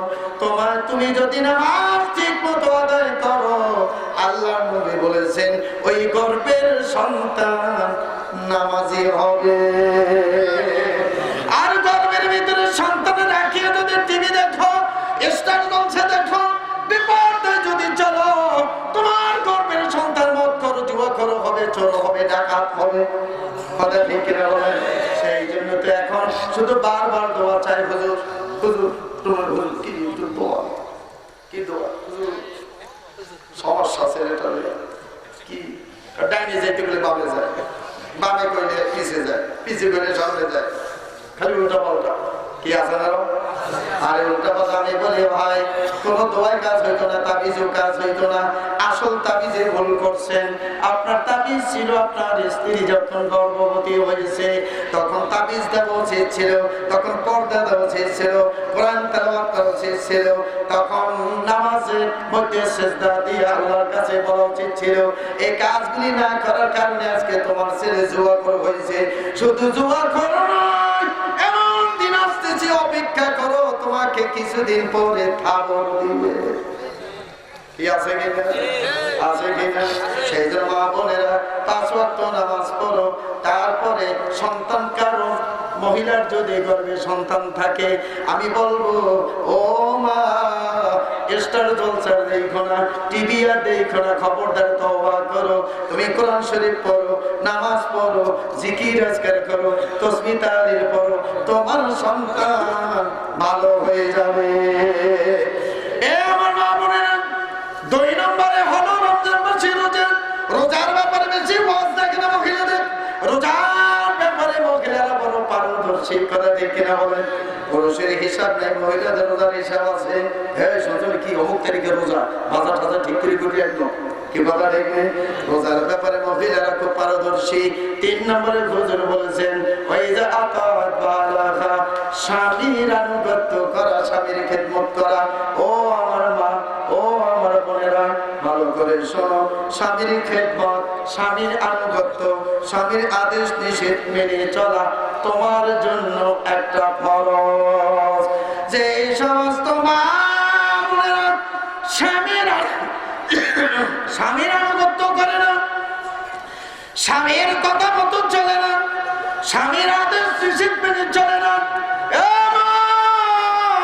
আল্লাহ নবী বলেছেন লা শাক্কা ফিহি হাদাল কালাম, এই কথার ভিতরে কোনো সন্দেহ নাই, সেই মহিলা জাহান্নামী, জাহান্নামী, জাহান্নামী। স্বামীর কথা শোনে না। আছে না কিছু মহিলা এরকম? স্বামী একটা করে সে 5টা করে, স্বামী 5টা করে 10টা করে, আবার চুপ বসাই থাকে। কি আছে কিনা এরকম? আমাদের দেশে কিছু আবাল মার্কা স্বামী আছে, বউর একটা ধমক খাইয়া চুপ করে বসে থাকে। কি আছে না? হ্যাঁ আছে না? আমি দেখে দেখে বলবো মা, তুমি তোমার স্বামীর মনে দুঃখ দেবে না, স্বামীর মনে তুমি কষ্ট দেবে না গো মা। ছোট্ট একটা ঘটনা আমি তুলে ধরছি মা, ভালো করে শুনিও গো মা। হযরতে আলী, আমার নবীজির কলিজার টুকরা ফাতেমার স্বামী। কথা ঠিক নেই? হযরতে আলী হুজুর দেখেন একদিন হযরত আলী মসজিদে নববীর পশ্চিম দিকে আস্তে করে খালি গায়ে মাথার নিচে হাত দিয়ে শুয়ে আছেন। হুজুর এসে দেখে বুঝতে পারছেন হযরত আলী বোধহয় বাসার মধ্যে কিছু রাগারাগি হয়েছে। এরা দিনের নবীজি কত বড় সূক্ষ্ম জ্ঞানের অধিকারী ছিলেন। হুজুর বললেন, আলী রে শুয়ে রয়েছে এইখানে? হ্যাঁ হুজুর শুয়ে রয়েছে। জামাই না? হুজুর বুঝতে পারছেন। হুজুর দৌড় দিয়ে চলে গেছেন ফাতেমার ঘরে। ফাতেমা, আব্বা জান দরওয়াজা খুলতেছি। দরওয়াজা খোলার দরকার নাই, আমার একটা কথা শোনো। এ ফাতেমা, আমি জানতে চাই নবী আলীর সাথে তোমার কি হয়েছে? রাসূল যখন বলছেন ফাতেমা কি হয়েছে, এইবার ফাতেমা যেন আলীর বিরুদ্ধে যেন কিছু একটা বলতে চায়। আমার নবীজি যখন বুঝতে পারছেন, আমার নবীজি বললেন, ফাতেমা আর তুমি বলো না, তুমি থেমে যাও, একটা কথা তুমি বলবে না। আলীর বিরুদ্ধে আমি কোনো কথা শুনতে চাই না গো ফাতেমা। বরং আমি বলবো এই মুহূর্তে তুমি তোমার স্বামীর পা ধরে ক্ষমা চাও, তুমি তার কাছ থেকে মাপ নাও। তোমার স্বামী যদি ক্ষমা না করে, মাপ না করে, আর এর মুহূর্তে যদি তুমি মারা যাও, ফাতেমা রে, আমি রাসূল তোমার জানাজার নামাজ পড়ব না। কাজী আমার মা, বোনেরা, তুমি তোমার স্বামীর মনে যদি আঘাত দিয়ে থাকো, দুঃখ যদি দিয়ে থাকো, আমার দেশের বহু স্ত্রীরা আছে বাজারের ব্যাপারে দুঃখ দেয়। বাবা আজকে ইনকাম করছে 300 টাকা, ভাউচার দেশে 700 টাকা, কি হয় কিনা এরকম? আর স্বামী তো বহু চেষ্টা করে আনতে পারে নাই, তখন ঘরের মধ্যে মুখটা, এই কথা ঠিক নেই, মুখটা বেজার করে বসে থাকে, আবার উল্টা পাল্টা কিছু বলে। আমি বলবো মা, বাজারের ব্যাপারে, কাপড় চোপড়ের ব্যাপারে, সংসার পরিচালনার ব্যাপারে তুমি যদি তোমার স্বামীর মনে দুঃখ দিয়ে থাকো গো মা, তুমি আজকে রাত্রে তুমি যখন পাশে ঘুমাইবা, তুমি হাত ধরে তার কাছ থেকে তুমি ক্ষমা চেয়ে নিও। তোমার স্বামী যদি তোমাকে মাপ না দেয়, এ মা মনে রাখিও গো মা, আল্লাহ নবী বলেছেন তুমি জাহান্নামী, তুমি জাহান্নামী, জাহান্নামী, জাহান্নাম ছাড়া কোনো উপায় নাই। কাজেই তুমি তোমার স্বামীকে খুশি করার চেষ্টা করবে, তোমার স্বামীকে তুমি ভালোবাসবে, তার খেদমত করবে। এই শীতকাল আছে, সম্ভব অনুযায়ী গরম পানি করে দিবে, তারপরে নামাজের ব্যবস্থা করে দিবে, তার সেবা যত্ন করার চেষ্টা করবে। ও মা, তুমি কি জানো তোমার স্বামীর পাশে যদি তুমি না থাকিয়া, এটা কিন্তু আভ্যন্তরীণ মাসালা, মুসলমান ভালো করে জানিয়ে রাখো, আল্লাহ নবী বলেছেন কোন মহিলা স্বামীর অনুমতি ছাড়া যদি নফল রোজা রাখে, হে রোজা হবে না, হবে না, হবে না। স্বামীর অনুমতি ছাড়া যদি রাত্রে দাঁড়াইয়া দাঁড়িয়ে তাহাজ্জুদ পড়ে, ওই তাহাজ্জুদে কোনো কাজ হবে না, স্বামীর অনুমতি নিতে হবে। এর মানে হলো স্বামীর খেদমত করা, স্বামীর মন রক্ষা করা, এইটা হলো তোমার সবচেয়ে বড় ইবাদত। কাজে আমার মা, আর একটা কথা বলি, অনেক সময় স্বামীরা রাগ করে একটা থাপ্পড় দিতে পারে স্ত্রীকে, একটা পিটান দিতে পারে, দেয় কি দেয় না? মাঝে মধ্যে হয় না? এইরকম যদি মাঝে মধ্যে রাগ করে ফেলে, মাঝে মধ্যে যদি একটা পিটান দেয়, তুমি ধৈর্য ধারণ করো, তুমি পাল্টা ঘাত করো না, পাল্টা কথা বলিও না, তুমি ধৈর্য ধারণ করো। আল্লাহ নবী বলেছেন স্বামী হলো এমন একটা বস্তু, স্বামী হলো এমন একটা মাকাম, এই স্বামী তাদিবান স্ত্রীকে যদি কোনো জায়গায় যদি আঘাত করে, আল্লাহ নবী বলেছেন সেই আঘাতকৃত জায়গায় দোজখের আগুন স্পর্শ করবে না। আর মহিলারা কি করে মনে মনে জানেন, হুজুর কোথায় গাছ আল্লাহ জানে, সব আমাকে বিরুদ্ধে করে, আমাকে বিরুদ্ধে করে। পিটার গেলে হেঁটে বলে দোজখে জ্বলবে না, তাহলে তো স্বামীর আরো বেশি করে পিড়ি, মাথাকে পা পর্যন্ত ঘুরে ঘুরে পিড়িতে থাকুন, দোজখে যাইবি না। বুঝলে আমাকে পিটের না রাস্তা ক্লিয়ার ঘুরে গেছে, এইরকম। হ্যাঁ, আমি এইবার বলবো, এ স্বামীরা, এ স্বামীরা, এইবার তোমাদেরকে বলবো, স্বামীদেরও কিছু দায়িত্ব আছে। আল্লাহ নবী বলেছেন, যে স্ত্রীর কাছে স্বামী ভালো, আল্লাহর কাছে সেই পুরুষটা ভালো। এখন চক্ষু বন্ধ করে বুকে হাত দিয়ে বলতে পারবেন কয়জনে যে আমার স্ত্রী আমাকে ভালো বলবে? জিজ্ঞাসা করলে আর হের কথা কর, আর হের কথা কই, হে আর কত জায়গা যায়, আর কই না কথা ঠিক কিনা, কথা ঠিক কিনা? স্বামীরা, তোমার স্ত্রীর উপরে দায়িত্ব আছে, স্ত্রীকে ভালোবাসুন। তুমি যে মানের কাপড় চোপড় পরবে, স্ত্রীদেরকেও সেই মানের কাপড় চোপড় পরাবে। যেই মানের তুমি খানা খাবে, আল্লাহ নবী বলেছেন স্ত্রীকেও সেই মানের খানা খাওয়াবে। বাজারে বসে যদি 2টা রসগোল্লা খাও, আবার 2টা রসগোল্লা কিনে স্ত্রীকেও দিতে হবে। যদি দিতে না পারো, স্ত্রীকে বলতে হবে 2টা রসগোল্লা খেয়েছি, তোমার জন্য আনতে পারি নাই, মনে কিছু কইরো না। কথা বুঝে গেছে? আমার ভাইরা, পুরুষদের ব্যাপারে আল্লাহ নবী বলেছেন, পুরুষেরা কেন তুমি মহিলাদেরকে মারবে, কেন স্ত্রীদেরকে তুমি পিটাবে? তুমি কি জানো, অফিসে গেছো, রিক্সা চালাতে গেছো, দোকানে গেছো, এর মাঝে তোমার স্ত্রী টোটাল ঘরটা ঝাড়ু দিয়েছে। সন্তান আমার 4-5টা, একটাই পায়খানা করছে, একটাই পেশাব করছে, একটাই মারামারি করছে, আর একটা ডাঙ্গার ভিতরে পড়িয়ে গেছে। এগুলো সব মা কন্ট্রোল করে, কথা ঠিক কিনা? আবার গরুর পানি, গরুর কুটা দিতে হবে, মা করে। আবার ধান সেদ্ধ করছে, আবার চুলায় লাকড়ি দিতে হয়, সব কাজগুলো মেনটেন করে আবার দুপুরের মধ্যে খানা রেডিও করছে, কথা ঠিক কিনা? আল্লাহ নবী বলেন, পুরুষেরা খবরদার, তুমি যখন বাইরে গিয়েছো, তোমার স্ত্রী তখন এতগুলো কাজ করছে, তোমার স্ত্রী তোমার ঘরের চাকরের কাজ করছে, মেথরের কাজ করছে, বাবুসির কাজ করছে, কথা ঠিক কিনা বলে? কাজে তোমার স্ত্রীর 2-1টা ভুল যদি হয়ে যায়, আল্লাহ নবী বলেছেন অধিকাংশ গুণের দিকে তাকাইয়া তুমি তোমার স্ত্রীর 2-1টা ভুলকে মাফ করে দাও। কারণ আল্লাহ নবী বলেছেন, মহিলাদেরকে তৈরি করা হয়েছে গীত থেকে,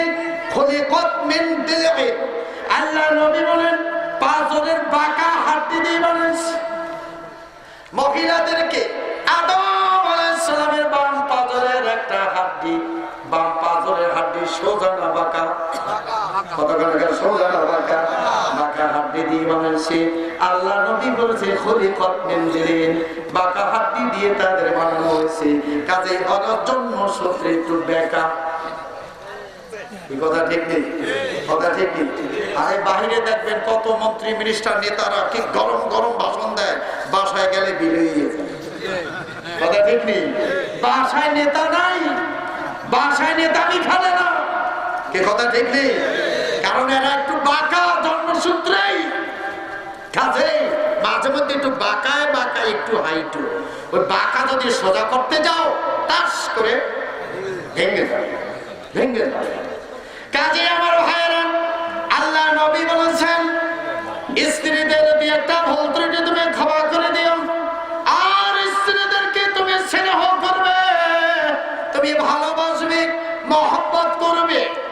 আল্লাহ নবী বলেছেন তোমাদেরকে আমি 3টা ঔষধ দিয়ে যাচ্ছি, 3টা ঔষধ যদি তোমরা সেবন করতে পারো, কোনদিন স্ত্রীর সাথে ঝগড়া হবে না, মলমালিন্য হবে না। কয়টা ঔষধ?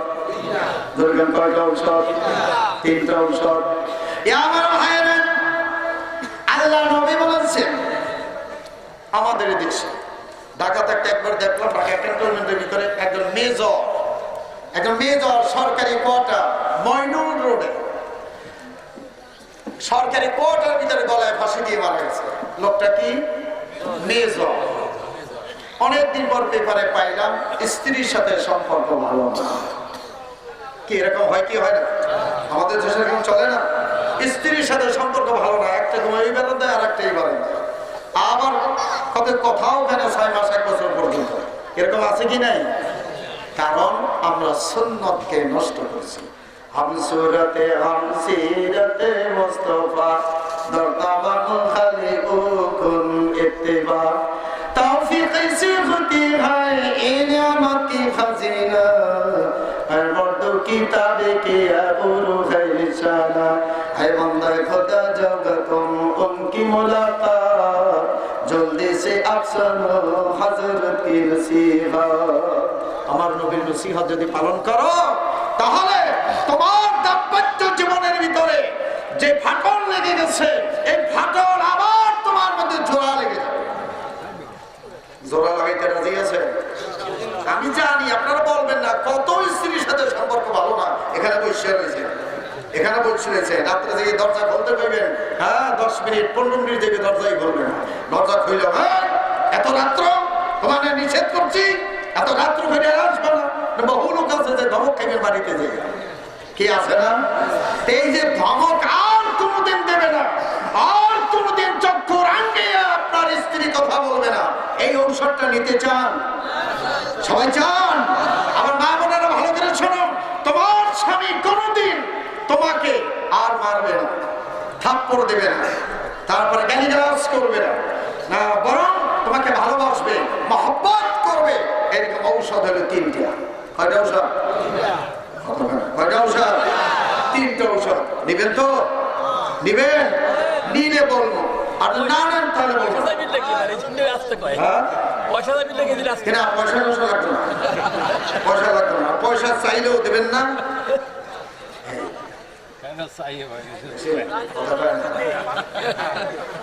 3টা ঔষধ। 1 নম্বর কথা বলতে, বিশেষ করে যেই সকল স্বামী স্ত্রীর ভিতরে সম্পর্ক ভালো নয়, ভালো করে শোনো, এই 3টা ঔষধ বলবো, আল্লাহর কসম দিয়ে বলি, 3টা ঔষধ যদি তুমি প্রয়োগ করো, আল্লাহর হাবিবের জবানের কথা মিথ্যা হতে পারে না। আল্লাহর হাবিবের জবানের কথা মিথ্যা হতে। 1 নম্বর ঔষধ হলো, আমার নবীজি বলেন, এ আমার উম্মত, তোমার স্ত্রীকে বাড়িতে যখন যেথায় থেকে তুমি আসো না কেন, স্বামী তোমার স্ত্রীকে যাইয়ে তুমি সালাম দিয়ে দাও। কি দাও? কি দাও? সালাম কি কইয়ে দেয়? সালামটা দিবেন, পারবেন? কে কে পারবেন? কে কে পারবেন? তুই বিয়ে করছো, তুই তো বিয়ে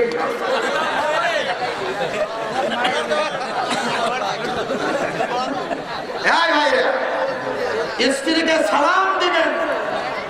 এখন অনেকে কয় বুঝু দৈনিক একটা থেকে আর একটা আনা যায়, এই মহিলার সালাম দেব আমি পুরুষ হইয়া, স্বামী হইয়া। এ আমার ভাইয়েরা, আল্লাহ নবী বাহির থেকে যখন আসতেন হুজুর হুজরা শরীফে দাঁড়াইয়া, হুজুর সাথে সাথে তার স্ত্রীদেরকে সালাম দিয়ে দিতেন।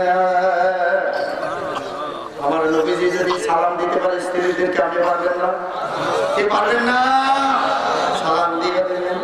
এখন বলতেন হুজুর লজ্জা লাগে, বুড়ো হয়ে গেছি, নাতি নাতি হয়েছে, কত কিছু, এখন সালাম লজ্জা যদি লাগে, আজকে বাড়িতে যাইয়া মাথাটা নিচের দিক দিয়ে কোনো কথা কইবেন না, হঠাৎ করে কইবেন আসসালামু আলাইকুম। কি পারবেন না? হঠাৎ করে তো বউ কই দিকে জানে, 30 বছরের মধ্যে কিছু না, আর একটু ঢং করতেছ, অনেক কিছু করবে, আপনি শুনবেন না।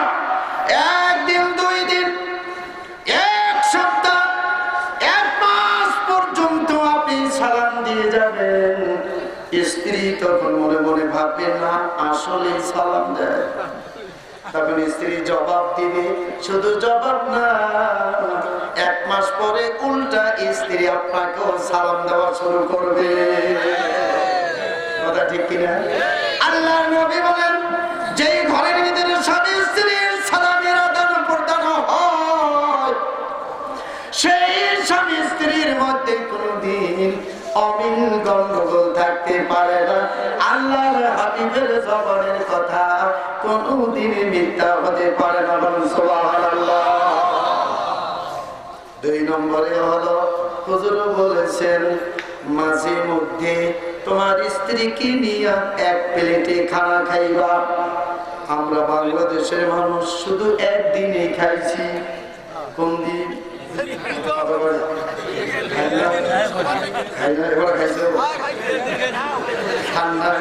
একদিনে খাইছেন বিয়ার দিন।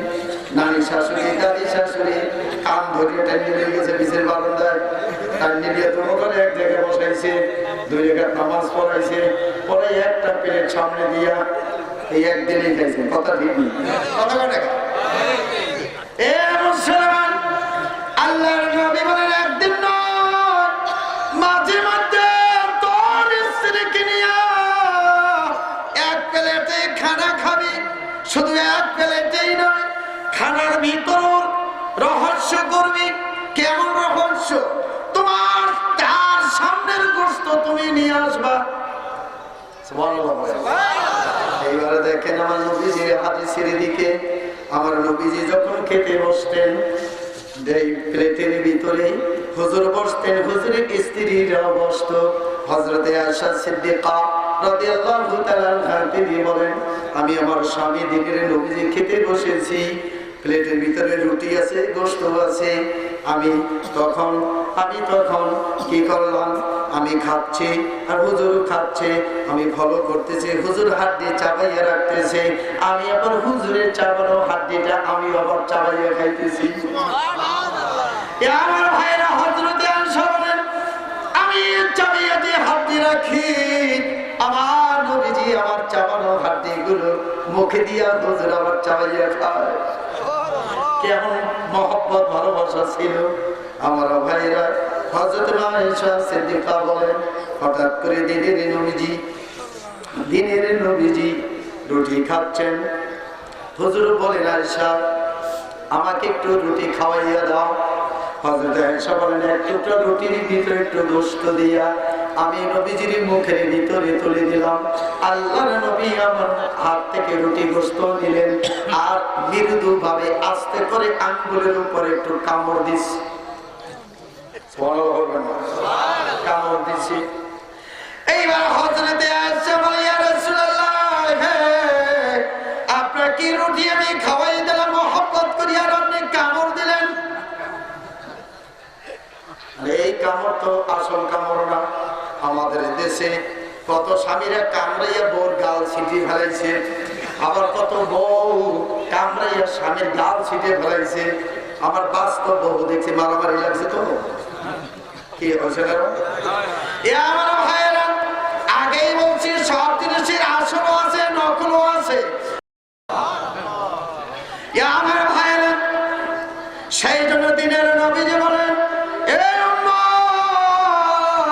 স্বামী স্ত্রীর ভিতরে যদি মিল মহব্বত যদি অটুট রাখতে চাও, দাম্পত্য জীবন যদি সুখময় করতে চাও, তাহলে 2 নম্বরের অংশ ধরে স্ত্রীকে নিয়ে এক প্লেটে তুমি মাঝে মধ্যে খানা খাইবা।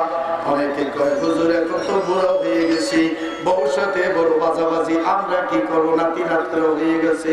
তাহলে আমি বলবো বাড়িতে যাইয়া রাত্র 2:30টার সময় উঠবা, ওইটা বড় কাছে যাইবা, যাইয়া হাত ধরে কোনো কথা বস না, ওইয়া পিছনে বারান্দা যাইয়া লাইট জ্বালাইয়া কবার প্লেট ল, ভাত ল, ডাল ল, তরকারি ল, মাছ ল, গোশত ল, একত্রে লইয়া এইবার তুমি হুজুরে কইয়ে গেছে আর এইবার খাইতে বসবেন, আপনি খাওয়াইয়া দেবেন, সে খাওয়াইয়া দেবেন।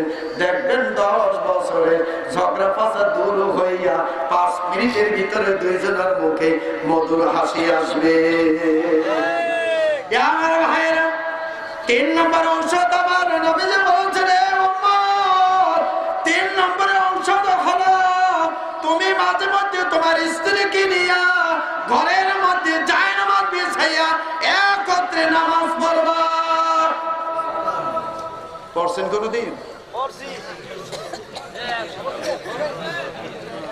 নামাজ বিছাইয়া নামাজ পড়ো। আমার দেশে বহু লোকেরা তাহাজ্জুদ করে মসজিদে, ঘরের ভিতরে, বউর কোনো খবর নাই, ফজরের নামাজ পড়ে, জিকির করে, ইশরাক করে, ইরশাদ করিয়া তারপরে 7:30 8টার দিকে বাসায় আসে, এসে দেখে বউ এখনো ঘুমায়, ছেলেও ঘুমায়, মেয়েও ঘুমায়। এই কথা ঠিক নেই? আমি বলবো এই নামাজি তো আসলে নামাজি নয়। তুমি যদি নামাজি হইতা, ফজরের নামাজ পড়ে বাড়ির দিকে দৌড় দিবা, দৌড় দিয়ে স্ত্রীকে বলবা ওঠো ওঠো, নামাজ পড়ে ঘুমাও, ও ছেলে ও মেয়ে ওঠো ঘুমাও, ও বাবা ওঠো নামাজ পড়ে তারপরে ঘুমাও। এইটা তোমার দায়িত্ব ছিল, কিন্তু দায়িত্ব পালন না করে তুমি জিকির করো, শাক করো। আমি বলবো এই জিকির, এই ইরশাকে কোনো কাজ হবে না। আল্লাহ নবী বলেন তোমার স্ত্রীকে নিয়ে একত্রে নামাজ পড়ো। ও আমার ভাইরা, হযরত আয়েশা বলেন আমি আমার স্বামী ঘুমিয়ে আছি একই বিছানায়, হঠাৎ করে আমার ঘুম ভেঙে যায়। আমি হাত বাড়াইয়া দেখি আমার স্বামী বিছানায় নাই। কথা বুঝেন তো? কথা বুঝে আসে? মহব্বতের সাথে একটু জিকির করেন লা ইলাহা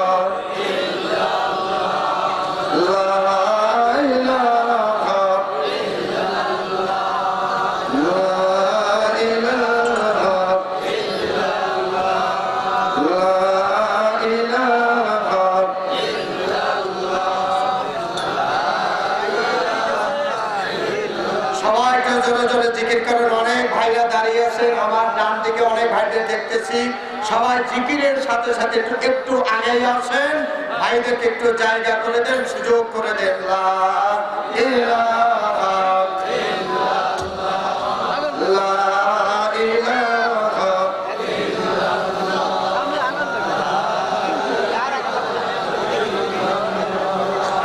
লা ইলাহা